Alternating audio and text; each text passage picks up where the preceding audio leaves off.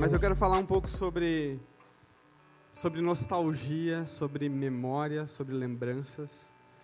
E eu não sei se já aconteceu isso com vocês, de vocês estarem meio nostálgicos, assim, num dia, serem expostos a algumas imagens, algumas fotos antigas. E isso deixar vocês... É um sentimento meio estranho, porque tem uma certa satisfação, tu fica meio nostálgico, aquilo meio que te dá um prazer, mas ao mesmo tempo tu fica meio deprê, assim, né? Uma nostalgia é uma coisa meio estranha. A gente fica pensando na vida, a gente fica filosofando, a gente aproveita aquele tempo para ficar meditando no que realmente é importante na vida, o que realmente tem valor, as nossas histórias, o nosso passado.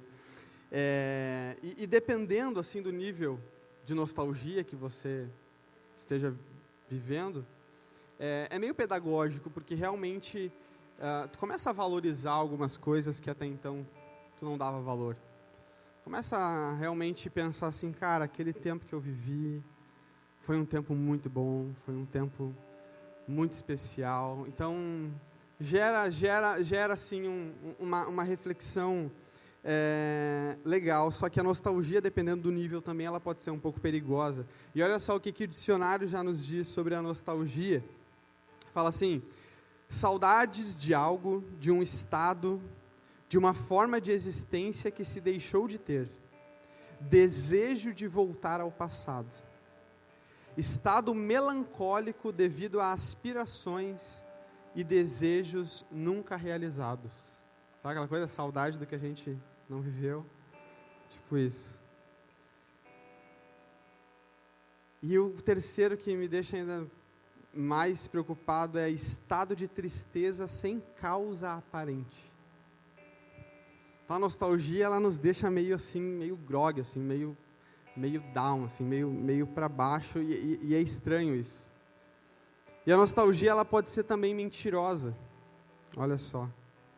Porque nessa coisa da gente supervalorizar o passado, em trazer o passado para a nossa mente, tentar reviver ele, a gente acaba muitas vezes botando até detalhes inexistentes naquele passado, enfeitando ele com coisas que nunca aconteceram, falsificando um passado que nunca existiu. Isso acontece muito quando a gente está passando por um aperto no presente, né? A gente está ali, se viu mal, e a gente não tem escape, não tem para onde fugir, tem um problemão na nossa frente, a gente tem que encarar ele, e a gente não tem escapatória. E o que a gente faz? A gente acha o nosso refúgio no passado. E a gente, por mais que até esse passado nem tenha sido tão bom assim, a gente enfeita ele, faz de conta, numa fantasia, né, faz de conta que existiu um passado bom, e a gente fica então isolado e preso para fugir de algo que todos nós temos que encarar no nosso presente, no nosso agora. Não sei se você já se pegou fazendo isso, sabe? Ao invés de encarar, ao invés de realmente enfrentar aquilo que você deve enfrentar, você se isola num passado fantasioso que só existe na sua cabeça, e você fica ali relembrando, e ali é o seu refúgio. Então esse é o momento em que a nostalgia, ela pode ser muito mentirosa. E isso aconteceu em alguns momentos pela Bíblia, mas eu separei um, que é quando os hebreus se veem num aperto, após sair do Egito, após serem libertados do Egito, libertados de 400 anos de escravidão, já nem sabiam mais o que era viver em liberdade, já não tinham mais lembranças do que era a liberdade, mas ao serem libertados dessa escravidão, se veem num aperto. Se veem num aperto. E Números, capítulo 14, do versículo 2 ao 4, nos diz o que os hebreus, os filhos de Israel, para onde foi o escape deles quando eles se viram nesse aperto, nesse deserto, nesse momento de tribulação. E diz assim: todos os filhos de Israel murmuraram contra Moisés e contra Arão, e toda a multidão lhes disse: quem dera tivéssemos morrido na terra do Egito, ou mesmo neste deserto. E porque o Senhor nos traz a essa terra para cairmos à espada e para que as nossas mulheres e as nossas crianças sejam por presa, não seria melhor voltarmos para o Egito? E diziam uns aos outros: vamos escolher um chefe, que Moisés já não está mais com essa moral toda. Vamos escolher uma nova pessoa, vamos escolher um novo líder, para que esse líder nos leve de volta ao Egito. Aqueles que antes eram escravos, fizeram agora de um passado que não era nada bom, passível de ser revivido. Aqueles que sofreram por 400 anos num passado que não era nem um pouco bom. E não precisou de muito tempo para que eles se esquecessem de como era. Não é como se eles tivessem se esquecido. Não tinha passado muito tempo. Estava bem vivo ainda na memória deles. O sofrimento que era ser escravo no Egito. Mas aí ao se ver no presente, com medo de encarar aquilo que deve ser encarado, alguns de nós constroem na nossa mente essa fantasia de um passado que talvez até vale a pena a gente voltar. Vale a pena a gente trazer à memória, mas uma memória falsa, uma memória enganosa. Então a nostalgia, a gente aprendeu aqui que a gente deve tomar cuidado com a dose que a gente toma dela. Mas a memória real, por outro lado, a memória fiel, ela é poderosíssima. Poderosíssima. E eu que sei, né, que sou bem esquecido. Então memória para mim, eu dou bastante valor a ela. Sou muito esquecido. Eu casei com a Maiara, achei que ela ia me ajudar nisso, né? A Maiara que era mais organizada, acabou que a nossa convivência, acaba que hoje ela está, acho que, às vezes, mais esquecida do que eu. Mas a memória, quando ela é fiel, ela é poderosíssima. Lembrar o que realmente aconteceu é muito importante. Está vivo na nossa memória. Na verdade, o que faltou para aqueles hebreus era reavivar a realidade de um passado de tormento como escravos. Faltou a memória fiel para eles. Faltou relembrar o que realmente tinha acontecido naqueles 400 anos de escravidão. Não é à toa, Deus está constantemente na palavra dele falando: lembrem-se, lembrem-se, lembrem-se. Faz um teste, pega o celular aí agora.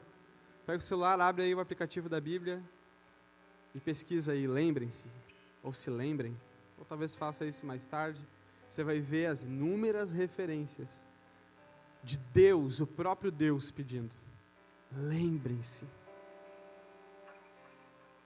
Tragam a memória, se lembrem, se lembrem. E Deus pede para que a gente se lembre de duas coisas. A primeira, se lembre do estado em que vocês se encontravam antes de eu encontrar vocês e ter uma experiência com vocês. Se lembrem do Egito, que isso seja bem vivo em vocês. Se lembrem de onde vocês estavam antes de eu ter um encontro com vocês. E numa delas está lá em Deuteronômio 16, 12, que fala bem isso. Lembrem-se de que vocês foram escravos no Egito. E então guardem e cumpram estes estatutos, estes mandamentos, esta ordem que eu estou dando a vocês. Mas lembrem-se de onde eu tirei vocês. Lembrem-se de onde vocês estavam. Lembrem-se, antes de ter a oportunidade de estar num salto, sendo edificado como igreja, onde você estava antes de Deus ter te encontrado. Antes de você ter tido uma experiência com Ele, onde você estava? Onde? E a segunda coisa que Ele pede para que a gente se lembre é: se lembre do que Ele fez. Deus nos diz: se lembre. Lembrem-se do que eu fiz, lembrem-se das minhas obras, contem elas. Lembrem-se do que eu fiz no meio de vocês. 1 Crônicas 16, 12, só um de vários A maioria deles está lá tá nos Salmos, mas 1 Crônicas eu separei 16:12. Lembrem-se das maravilhas que ele fez, dos seus prodígios e dos juízos de seus lábios. Lembrem-se de onde vocês estavam e lembrem-se desse momento em que eu tirei vocês de onde vocês estavam e o que eu fiz com vocês. Salmo 40, do verso 1 ao 3, bem conhecido. Esperei com paciência no Senhor, Ele se inclinou para mim e me ouviu quando clamei por socorro. Tirou-me de um poço de perdição, de um atoleiro de lama, e colocou os meus pés sobre uma rocha e firmou os meus passos. E me pôs nos lábios um cântico novo, um hino de louvor ao nosso Deus. Muitos verão essas coisas, temerão e confiarão no Senhor. Lembrem-se, enquanto eu estou falando aqui, faça esse exercício, lembra de onde o Senhor te tirou. E olha só que interessante que no último trecho ele fala, muitos verão essas coisas, temerão e confiarão no Senhor. Como assim? Através da minha memória, muitos verão? A sua memória se tornando um testemunho vivo, tem implicações missionárias. A sua memória se tornando uma realidade hoje, no presente, daquilo que realmente Deus fez, e não de um passado que você enfeitou e fantasiou, mas trazendo sempre vivo em você aquele dia, aquela experiência que você teve com Deus. E isso se tornando um testemunho vivo, isso faz com que muitos vejam, temam e confiem no Senhor. Não é se eu ficar paralisado no passado, mas se eu tornar essa memória em atitude presente. É o que a gente leu em Deuteronômio 16:12, um pouquinho acima. Lembrem-se de que vocês foram escravos no Egito, para quê? Para que guardem e cumpram estes estatutos. Não é simplesmente lembrar, não é simplesmente memorizar, mas é essa memória real, me impulsionando a obedecer à vontade de Deus, a guardar os seus estatutos, a fazer a sua vontade. Lembrem-se e tornem isso vivo. Não é viver no passado, mas é ter consciência dele, para que você jamais se esqueça de onde você estava antes de Jesus, para que nunca passe pela sua cabeça o que passou na cabeça dos hebreus, voltar para onde você estava. Então é para isso.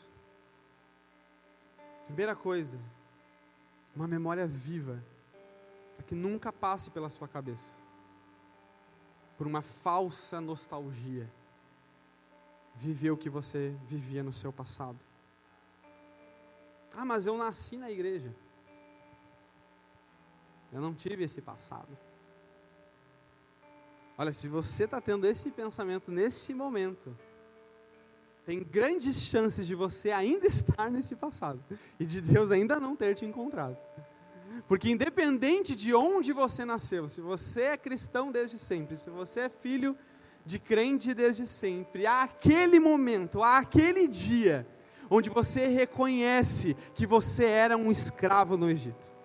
Há aquele dia, onde o Espírito Santo te convence. E o Espírito Santo nos convence do quê? Do pecado e do juízo. Só para aqueles que se drogaram, se prostituíram. Só para aqueles que mataram, roubaram e... Não. Para todo aquele que escuta a voz do Espírito, a primeira ação desse Espírito é te convencer do seu pecado, do seu estado de podridão, de escravo e do juízo. Que juízo? O juízo de que se você permanecer nessa escravidão, o fim é a morte. Mas o juízo também de que Deus providenciou um dia de juízo na cruz. Te convencer também de que houve um dia de juízo. Houve um dia em que Deus derramou a sua ira e não foi sobre você, foi sobre o seu filho. Então ele te convence dessas duas coisas. Mas primeiro, da sua condição atual sem Deus. Então se talvez você se pegou aí pensando, não, mas eu acho que eu nunca tive um passado. Talvez está na hora do Espírito Santo te convencer do pecado, da sua natureza corrompida, de quem você realmente é sem Ele, e sem uma experiência de um encontro verdadeiro com Deus. Então, ter consciência dele para que a gente jamais esqueça e volte. E para que nos períodos de seca, nos períodos em que Deus silencia, na verdade Deus não silencia. Talvez para você ache que Ele silenciou no seu presente. Mas a voz de Deus está sempre ecoando. Aquilo que Ele falou no passado está ecoando ainda agora. Na verdade, Deus nunca silencia. Deus nunca silencia, porque a palavra que Ele falou no passado ainda permanece. A palavra que Ele falou, a promessa que Ele entregou no passado, ainda permanece viva hoje. Deus não está preso ao tempo em que ontem Ele falou e hoje Ele não falou. Ele falou e tudo que Ele fala na eternidade. Tudo que Ele fala, Ele estabelece na eternidade. Então talvez você está por um tempo que você acha que eu estou no deserto, Deus não está falando comigo, Deus está mudo. Se lembre do que Ele já falou. Ele ainda está falando isso. Se lembre do que Ele já falou. Essas palavras ainda estão ecoando. Essas palavras ainda estão ecoando. Olha só o que diz lá em Hebreus, capítulo 1, versículo 3.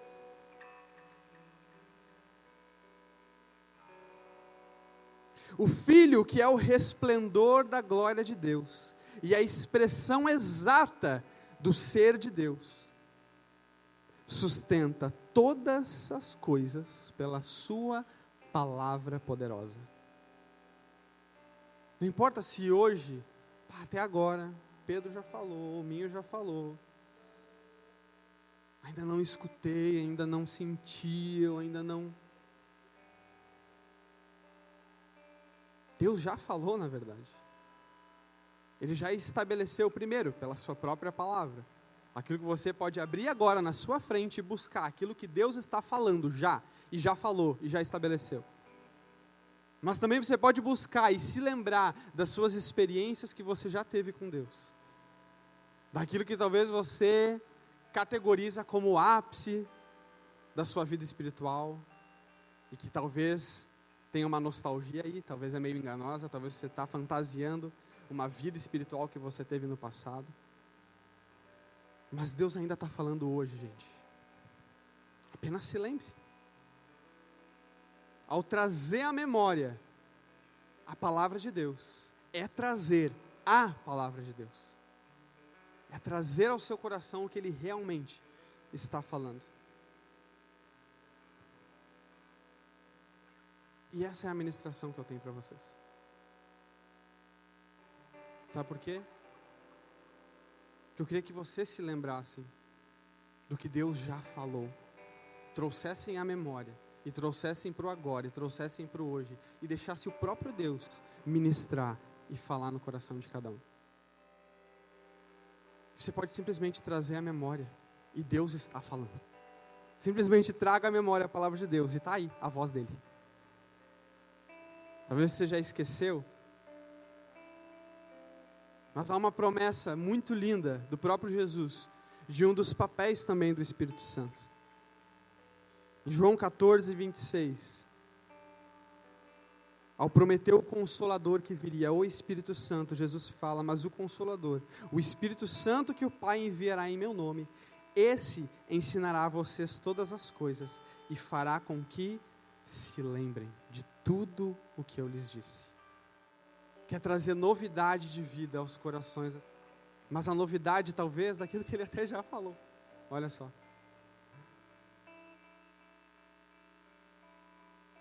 Novidade daquilo que Ele já falou, e Ele quer realmente, simplesmente, reacender no seu coração e dizer: se lembra, se lembra.